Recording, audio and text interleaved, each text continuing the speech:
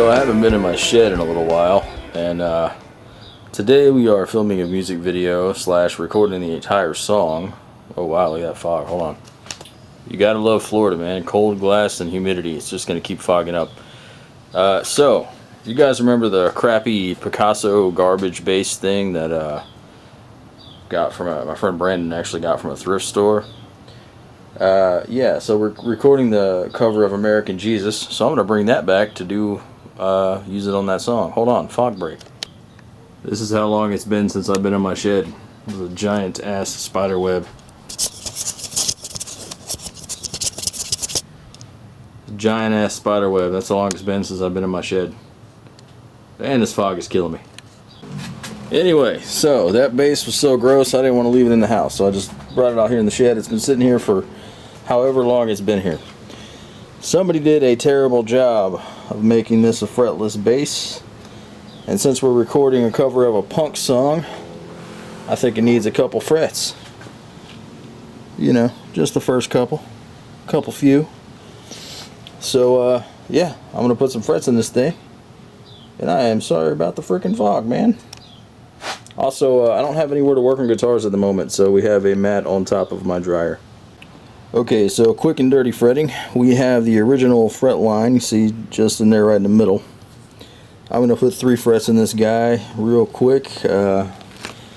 Scrounging around, I found some Evo frets that have not been spoken for yet, so we're going to go with those. Found my bastard file, little fretting saw. Go ahead and put these in. Let's be punk as hell.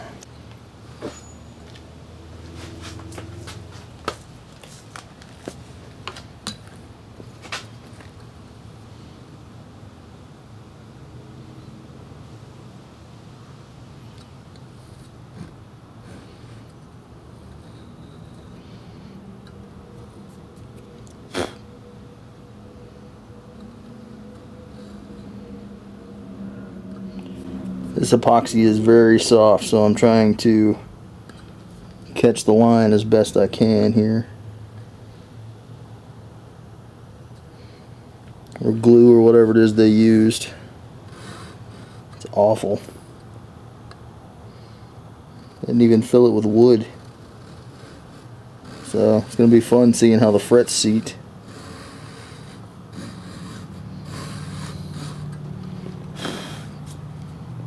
If at all. Yeah, we're gonna have to glue them in. That's fine. Oh man, that glue they have in there is just atrocious. Yeah, so if this bass were worth a damn, I would not be doing this at all. We would probably get a new fretboard. Just trying to find the line before I start making my cuts. Punk or not, I want this to be straight, so.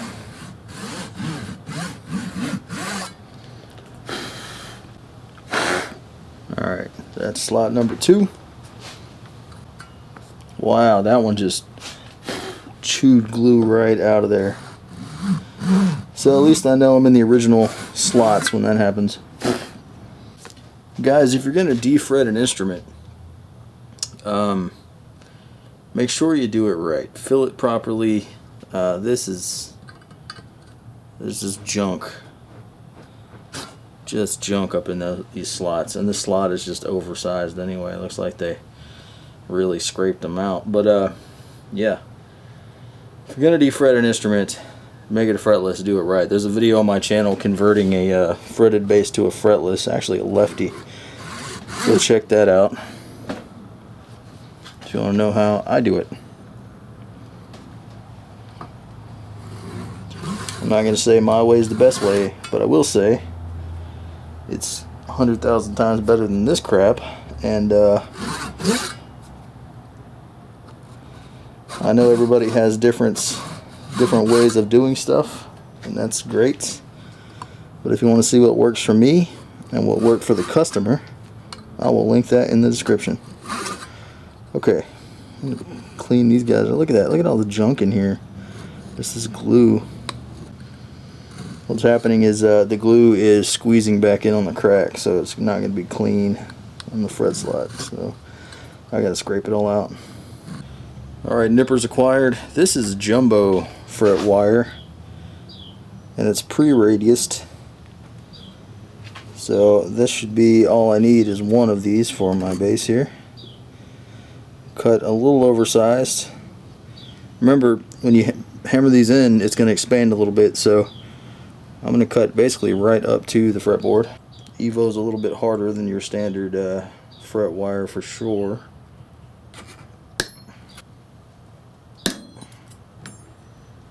Second fret. I'm only doing 3 frets, so I'm not super worried about a lot of this stuff. I'd be a lot more careful if I was doing a real job here. Third fret. Boom. I'm going to clean up these tangs real quick and then pop them in. There are also 3 major scratches here in this neck that have nothing to do with us. We don't do that here. But in continuing with what not to do, what we will do here, my good fretting hammer has walked off. It's on sabbatical, so I will locate it when I can. I have what we here in the business call a regular hammer. So yeah, don't use a regular hammer, but these are Evo. They're a little bit harder than your standard fret wire. If it was regular fret wire, I would just squeeze them in because I wouldn't want to hammer it. So we'll just be careful about hammering it. We're going to put a little glue, a little super glue on the frets. So like I said, these frets slots are so jacked, I don't imagine they will hold very well. So we're just going to put a little on the tang, focusing on the outsides. I'm then going to push this guy in a little bit. Give a couple taps on the outside. Also, I have Clorox bleach neck support, which is bleach crystals. We all know that's the best neck support in the biz. Then I'm going to hammer my way sort of towards the inside.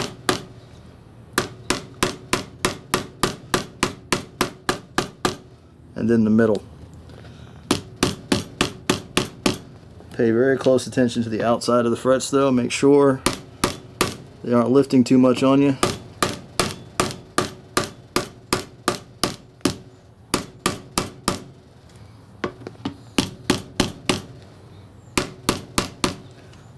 These will be leveled and reshaped, obviously. Something you definitely have to do when hammering. Again, a lot of this is basically what not to do.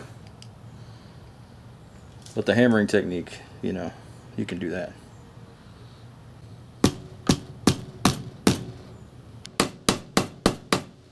Also, bear in mind the Clorox crystals are absorbing a lot of the blows here.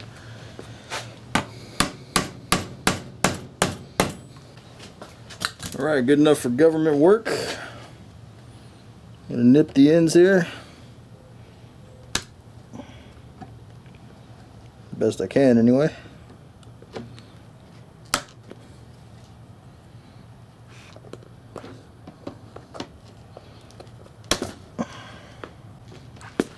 Now, take my bastard file. That's what it's called, don't blame me. We'll work these down.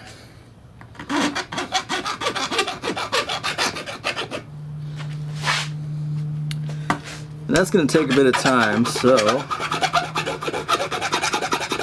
I'm going to do that off camera. Started setting the bevel. Now I'm making sure all the bevels are the same across these 3 frets. Why not have a little bit of quality, right? Just a little bit, not a lot. Evo is definitely harder.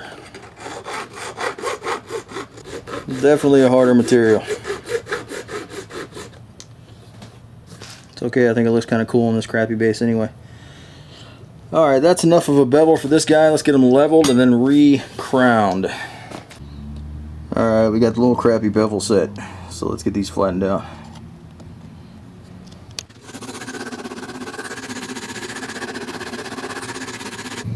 That's really all that needs on that side. So I'm going to hit it with the other side because it's smoother paper.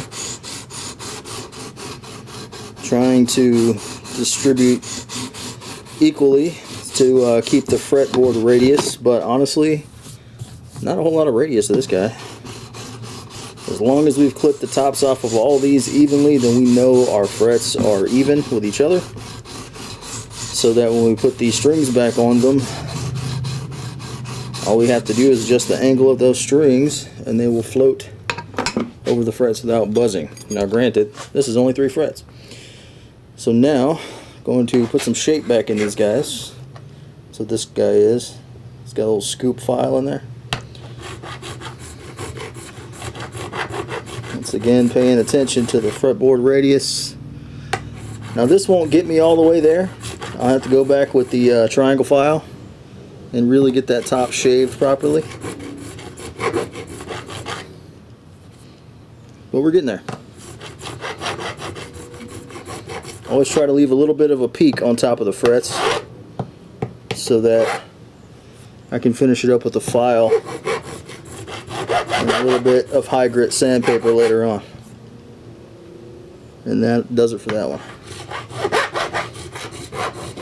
This is called crowning. You're readjusting the top of the fret. You're making it rounded over again, recrowning the frets. I know a lot of you guys who watch my channel are newer to guitar stuff, so again, you know, take this with a grain of salt. This is the quick and dirty way, because I am trying to get this done before Darryl gets over here, and Darryl is on his way. So he's on his way. He'll be here about 50 minutes. Quick and dirty. So just using my little round over file. It's got a round edge, literally, to round over the edges of the frets. Pretty simple. Keep them from being sharp when you're playing. Nice and smooth down here. Alright, now I'm just cleaning up the tops of the fret with some high grit sandpaper. That's probably all I'll do. I normally polish the frets, but I don't think I'm going to with these guys, because the rest of this guitar is not polished at all. Darryl's here, by the way. Hello! It's a punk as hell guitar. Why would you want to polish anything? Okay, I went ahead and oiled the fretboard real quick, and it's not really going to help much. There's all these spots with the glue from when they originally glued in. I guess just poured glue into the slots that it poured over to the fretboard. There's no wood shims or anything in there. It's just all epoxy or glue or whatever. Well, our frets are looking good. Ready for strings. Alright, so we got our nicely fretted bass here. All 3 frets. If you notice, changed the pickup because the other pickup wasn't making any noise. That pickup died.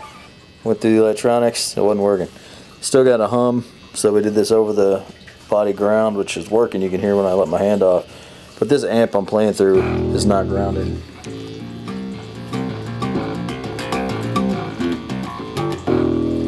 But it'll work enough for our purposes today. So yeah, for our purposes whenever we do it. For recording an old punk song, I think it'll do just fine.